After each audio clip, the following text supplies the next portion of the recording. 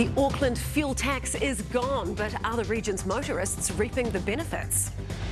The government is told it needs to spend $100 million to deal with what's been dubbed the cancer of the seas.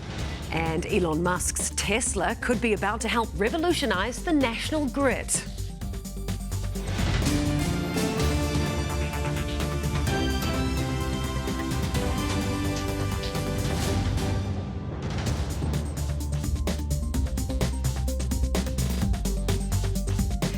Tēnā tātou katoa, good evening. The boss of embattled public housing agency Kāinga Ora has resigned and is leaving with a golden handshake worth hundreds of thousands of dollars.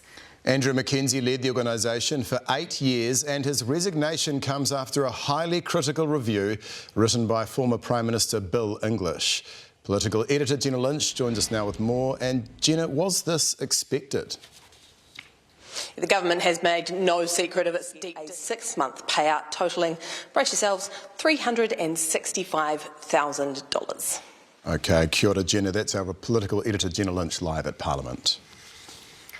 Buying petrol in our biggest city should cost around $6 less per tank than yesterday. That's if your car holds 50 litres and you're buying 91. The Auckland regional fuel tax was lifted overnight, saving companies around 11.5 cents a litre. But as Jannika Terrellen found out, one company has a very different strategy when it comes to passing those savings on to motorists. There's cheaper and more reliable future. Perry Wilton, Newshub. Time now for a look at the day's weather. And Heather, it was very wet in some places. Yeah, it didn't start that way, but it has certainly ended as a very, very wet day. Mount Cook Village, the wettest, almost 100 millimetres of rain. The wind's been intense, especially in the Canterbury High Country, and yes, there has been snow. The heavy snow watch has just expired though, and most other warnings will have expired by 7 o'clock, but I'll still have all the details after sport. We will see you then. Thanks so much, Heather. Well, the UK goes to the polls in just 4 days, and Reform leader Nigel Farage was not too impressed when Vladimir Putin gate-crashed one of his rallies. A chemical emergency sees firefighters scrambling in an Auckland suburb. And a rocket launch doesn't go to plan, leading to a mighty explosion. Hoki mai anō, welcome back. There are just 4 full days left of the British election campaign, and both the Conservatives and Labour are pulling out all the stops to sway the undecided. But a far-right politician and former Brexit campaigner is doing more damage to the Tories than anyone on the left. Europe correspondent Lisette Raymer has the story. Said it has a very strong smell.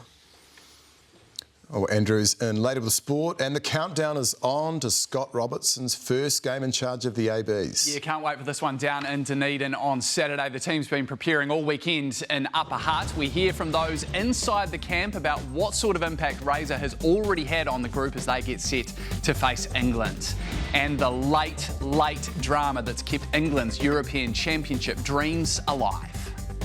The first polls following last week's US presidential debate are coming in, and they are bad news for Joe Biden, putting fresh pressure on the Democrats to find a new candidate to take on Donald Trump.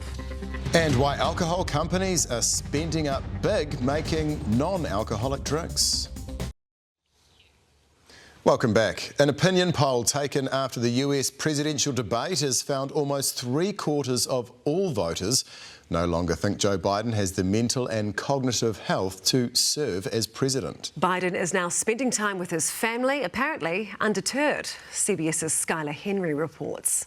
9 o'clock. Keisha Brownlee, Newshub.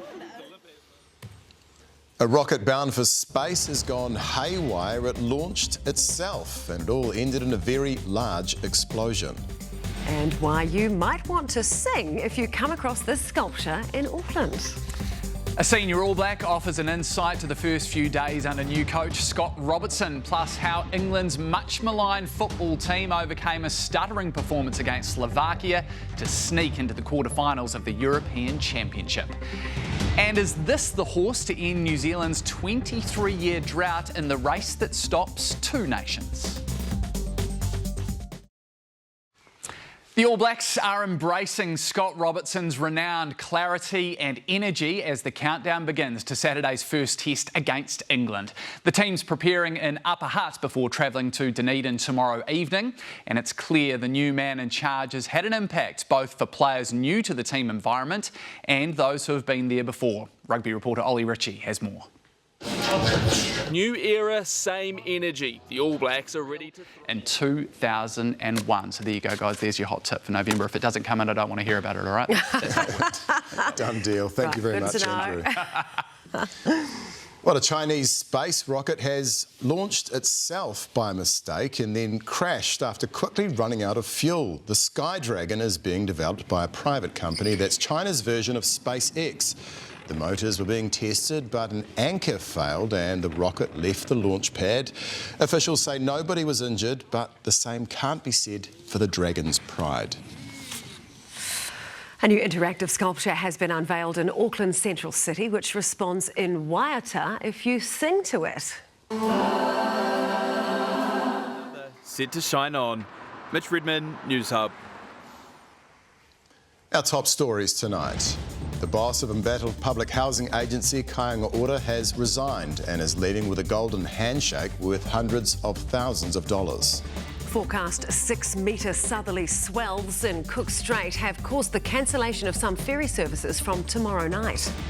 Northland's Regional Council is asking the government to urgently spend $100 million into the fight against the invasive seaweed callirpa, which they call the cancer of the sea. Coming up next, we have Newshub weather, and most of the watches and warnings have now expired, Heather. Yes, excuse me, I just choked on my own breath. Great start to the weather. There is only one lonely rain watch in place for the eastern ranges of Bay and Plenty and the inland ranges of Gisborne.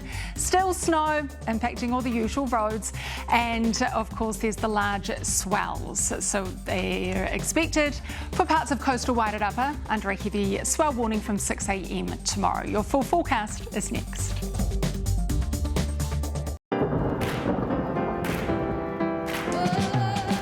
Tomorrow's weather brought to you by nature. Turn it to power by Meridian.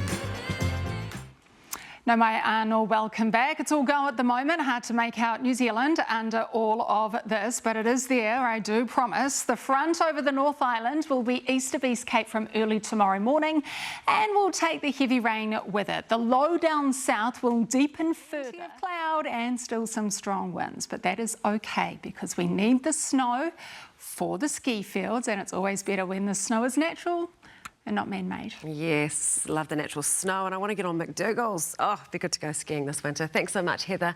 And that is Newshub Live at 6 for today.